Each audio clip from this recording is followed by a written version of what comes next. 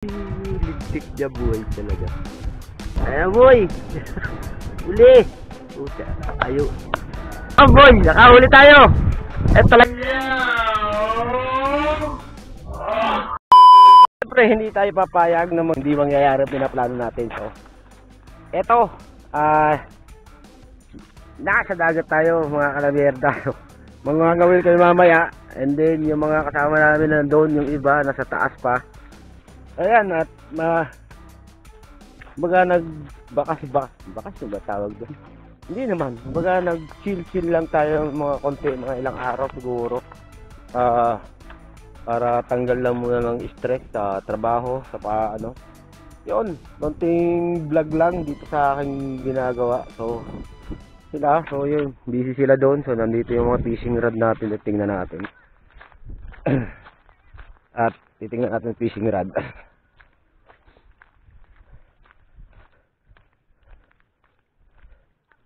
Ang fishing rod ni Papa mo, are? Hindi, yung isa. Ito, akin yan? Iyo, are. Oh, carbon lodi. Lupit. Oh. Boy. Carbon lodi. Yun ang isda, dumaan. At papaya na ulit. At mga bata di enjoy pa. At kakain muna sila. Maliligo ba? Maliligo yata. Maliligo. Nakakain na kasi mga ito. So, mamaya na ulit. 1, 2, 3. Manguhuli na nga kami. Ang mahuhuli nyo, lobster. Super shrimp. Dragon. Dami ng mahuhuli dragon. Dragon daw. May dragon ba sa dagat? Oo. Itong mangyayari nito. So, matuwa na to. Buti na lang, medyo makapal-kapal si sinelas ko. At, yeah. Ayan ulit at maglalakad na kami. Guys! Wait! Ayan ho, amag na. Wala pa na huli. Tayo ng dalawang bata, oh. Tulala. Walang maniwala doon sa pampain nila, oh. Sabi na isda, di nyo ako maluloko. It's a prank. Mamahalin pa naman yung pain nyo, di kulay. Tingnan natin kung makakauli. Kasi dalawa makakauli. Siguro yun. Sabit na, sabit. Sabit na ba to?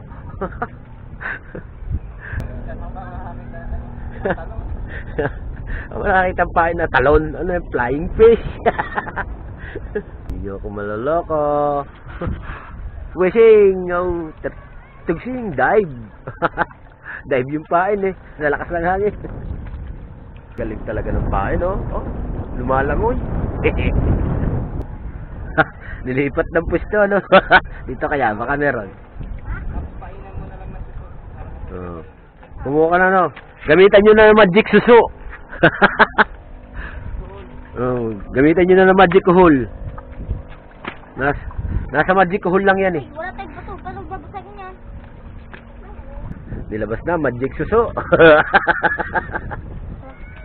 Kailangan niya ng magic suso talaga, ya. Hindi makakahuli ng walang magic suso. Kilala. Yo, ginamitan na ho ng magic. Magic di kulay. Pang-akit.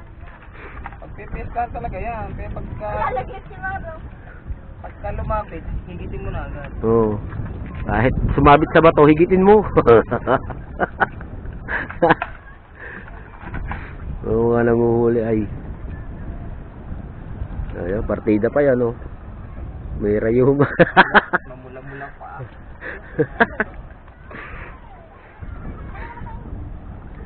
Yo, ginamitan na ng magic gulaman, oh. Ginamitan na ng magic gulaman. Kita natin ang sardinas. Ayaw ng blue marlin, eh, oh. Hindi sa loob yata. Ayaw ng tanigi.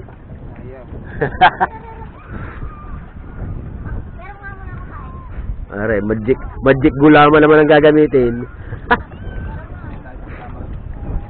Sa magic gulaman. Iwat mong gulaman. Hirap humapag sa batuhan.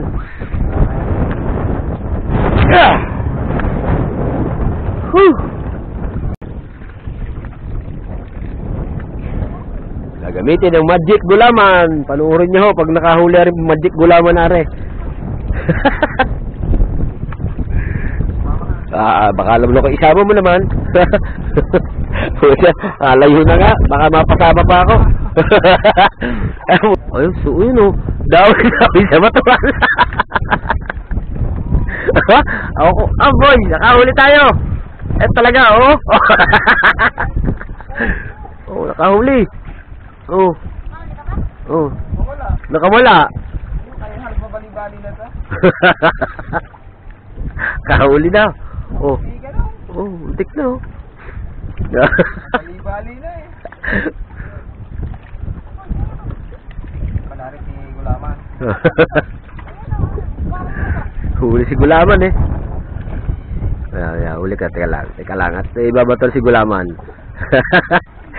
Si Gulaman. Lupay-pay na agad si Gulaman, isang bato pa lang. Ayan boy. Huli. Ayaw. Teka lang. Ayaw eh. Yun. Nakahuli din. Nakahuli din ang bato. Fistik ang bato ka. Wala naniwala. Kahirap. Nakahuli. Litik niya buhay talaga. Walang naniwala. Mamaya na. Walang naniwala. Walang nahuli. Low tide kasi. Yan. Mga anak ko tayo pamangkin. Yan. Wala kami nahuli. So, tingnan natin dito. Sa baba. Yeah. Mamaya na lang ulit. At wala tayo nahuli. So, masarap pa kumain. 1, 2, 3. Yun. At hindi kami nakahuli. So, lesson to learn sa pag-iisda. So, may bagay na natutunan tayo dito sa panghuhuli ng isda. Hindi kasi basta-basta makapanghuli ng isda, and then hindi siya ganun kadali.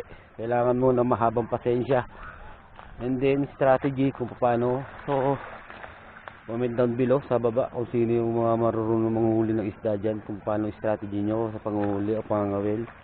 Yun. Hindi siya biro hindi siya biro mga pag nang naisipan mo mga will, hindi ka basta-basta makakaulit kung maikli yung pasensya mo o mainipin ka. So kailangan mo habaan yung pasensya mo. Ikaw ba mag-adjust sa isda, hindi yung isda mag-a-adjust para sa'yo. So buti pa sila dito nakahuli sila jellyfish. Kita nyo ba yung jellyfish na yan? Nasa ilalim na yan. Saka ito isang popper fish. Nanahimik na popper fish.